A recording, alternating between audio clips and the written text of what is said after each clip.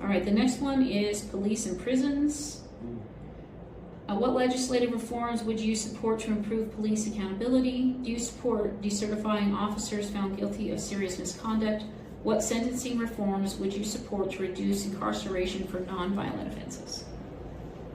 Yeah, I have a good relationship with our police director, Director Pete. I appreciate his work, but we have a unique system where we don't elect a sheriff. We have one appointed by the city commission and the governor, or the county commission. They have a governing board called the law board, where they hire the director of police. We also have K-State Police that's in this district. So we got a couple of law enforcement agencies.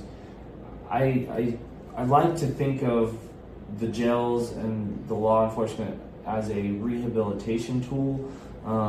I don't know that we're doing very well at rehabilitating people. I think the recidivism... At the state level, no. Yeah, the individual cities might be doing it better than others, but I don't think that we're doing a well job. We're warehousing people, and we're full. The jail here is completely full. So we need to find ways to think about the system as is it about warehousing, or is it about punishment or rehabilitation? And if it is, we need to make some big structural changes. Yeah. There are people that need to be put away from society forever. That will never be, that make us less safe. Right. But the majority of the people that are in like Sedgwick County Jail are in there for nonviolent offenses. All the nonviolent stuff we need to really look at and let people out. Wonder, what are we doing with locking these people up, especially for nonviolent marijuana offenses? Like the states around us have legalized it, and we're locking people up for a plant that is legal in every other state. Yeah, and disproportionately younger people and people of color, because there's grandmas going across the border to get marijuana in Missouri, but we're not pulling them over. Right. Yeah. And I own a business that sells THC products. Yeah. CBD, and we have been heavily regulated, and we want the state to do something about the cannabis reform. I haven't looked at Manhattan's police, but do they kill people? They haven't. They haven't. Yeah. How many people are here? About 55,000. Yeah.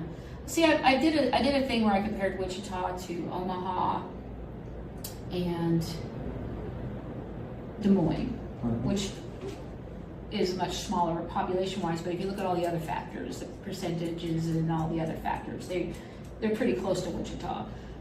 And they had 8 in the same period that Wichita had 27. Wow.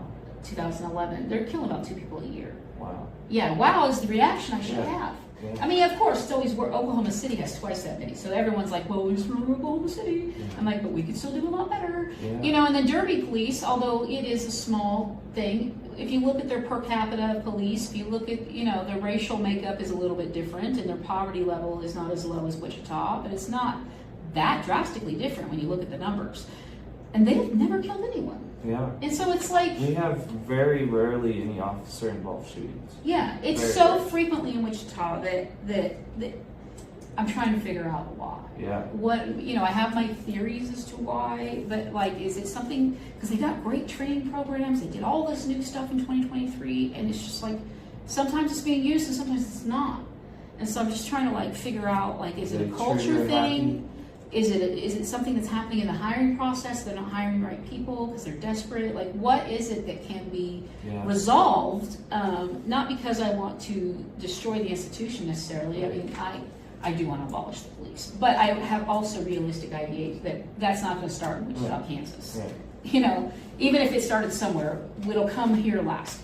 And so, what can we do right now that's going to stop the trauma that happens all around when there is a police shooting? And so there's got to be some, we can't just be like, oh, this is just how it is. Right. No, I think one thing that we have with our police director in that relationship, I said that's good, and I really think he does a good job, and I think our police are well trained, but that dialogue that we have, because we have a law board, in some ways not good because we can't hold him directly accountable because we don't elect him. Yeah. But in other ways, it's good because we have so much input going into his job that, like, there's always this feedback. You have some sort of recourse to go to that is outside of the agency. Right. You're not complaining to the agency about an officer for them to investigate themselves. Yeah. Like in Wichita, the sheriff it happens so frequently in Wichita, they made up a whole system for handling police shootings. It's called Alert. And so the sheriff investigates Wichita police, and Wichita police investigate the sheriff as far as criminality goes. And then as far as breaking protocol or procedures, that's done inside the department. It's going to decide if those officers broke protocol procedures. And then the final defense for the criminal is the DA that is elected and never gets opposed. He's never been opposed. That's why they're like, why does this idiot keep winning? I'm like, because no one ever runs against him. Right. And so he's got the final say on the criminal thing anyway. The cops could want a homicide, the coroner could rule it a homicide, and the DA decides. And so, and that's the final say. There's nowhere for anyone to go to take their cause. Right. There's no besides civil court. Right. Where you have to go sue them and drag it out for 5 years and then take millions of the city's dollars when really you just want the truth. And sometimes the civil court is the only way to get the truth into the public record and out there. Yeah. And so there's just the way they're handling it is bad. It's bad enough that it's happening so frequently. And if they're saying that there's nothing that can be done about that and those numbers are acceptable to people, fine. And we can work on the way it's handled afterwards. Yeah. That's too bad. And so I think that's where the first place for change could come, like at a Wichita level, is how it's handled afterwards. As far as like what the state can do about any of that, you have limited control and power over the individual city. It's really up to the city council to hold those people accountable and make those changes. More local.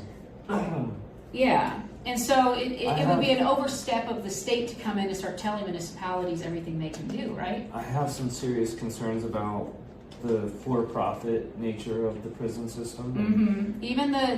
Even the state-ran ones have a for-profit layer. Yeah. Yeah. So that I would look into, but yeah, states can do stuff about our state prisons and stuff, but like as far as like what they could do, I mean, I would like to see some sort of committee or something at the state level that is not like a Supreme Court, but that you can go to once you've done all the other steps that you can possibly do at the local level. You can take it to them, you can take your case to them, or your lawyer can take your case to them, whatever you want to do. You can plead your case, they can decide if they're going to review it or hear it or whatever. That would be nice if there was one more step to go. Yeah. For families to get the truth. A lot of times it's just, I want to see the footage. I want to know what happened. I want the truth. Yeah. And so when you're not getting it, there's just nowhere to go. You can go yell at city council, you can go yell at the cops, but at the end of the day, nobody feels like they're being held accountable. No one's holding anybody accountable. And that's all we want is like, and I think I've made the argument that for people that do support the institution of law enforcement, that it is, I wrote a Substack on it, you should want accountability and transparency too, because every time something like this happens, it makes all those good cops less safe. Right. Because people don't trust them. The injustice to one of us is injustice to all of us. Yeah, now people are just that much more scared of the police. Yeah. And they're not going to cooperate with them. They're going to be afraid of them. They're already going to be at level 7, which is danger, Mm-hmm. Pathologically, chemically in their brain, they when they see a police officer, they go into fight or flight. That's bad. Right. We got to restore trust. Yeah. It's going to be a long road.